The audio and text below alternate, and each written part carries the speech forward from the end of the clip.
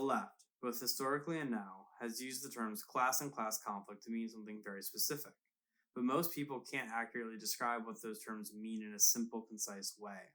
Class as an idea has been defined by almost every political and economic school, but oftentimes it's used in a variety of different ways between them.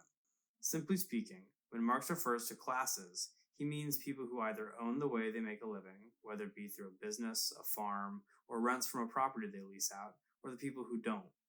The people who don't class is the people who work for their paychecks, but don't own their workplace in any way, like a person who works in a factory or on a farm. There are more nuanced classes, such as the lumpen proletariat or the reserved army of labor, but those classes aren't the focus of the majority of Marx's work. Many Marxist theorists from many different leftist schools of thought have discussed these groups in length, and they will be covered, but today we're going to try and keep class to a simple term and expand on it later. The class that owns, or as you may have heard them called, the bourgeoisie, is pretty self-explanatory. This class is made up of business owners and stockholders of the world, whether they own a small mom-and-pop shop or a massive bank. There are differences between the two, obviously.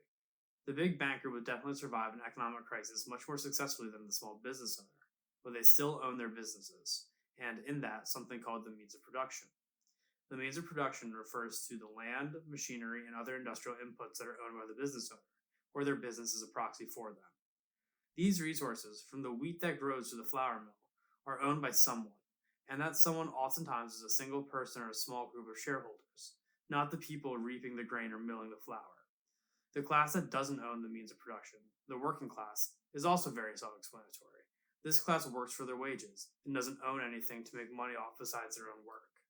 The owning class will have more money to control than our current system, which means a few things.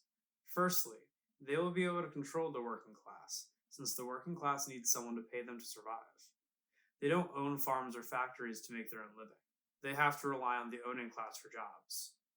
This puts the owning class into a position of power over the working class, since without a paycheck, the worker will die from starvation, homelessness, or some other fatal challenge of poverty. Secondly, the worker is taken advantage of economically, since the owning class controls every aspect of the working class's work, including the sale of the product the worker makes.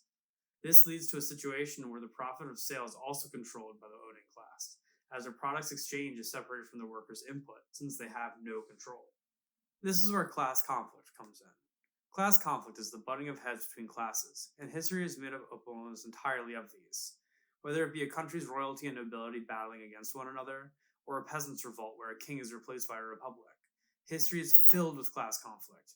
In our current day, class conflict is oftentimes directed by the owning class, who has divided the working class into sections. Identities are used to make the working class fight amongst themselves in cultural warfare as opposed to class warfare, which is a form of organized class conflict that's main goal is to upend the current ruling class in favor of another.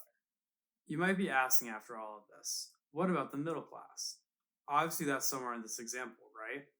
Well, when we take a look at the two classes that we've talked about, there is no middle between them. It's a have or have not system. The middle class was created to blend the working class people who make a decent living with the owning class to make them think that their interests align with the owning class.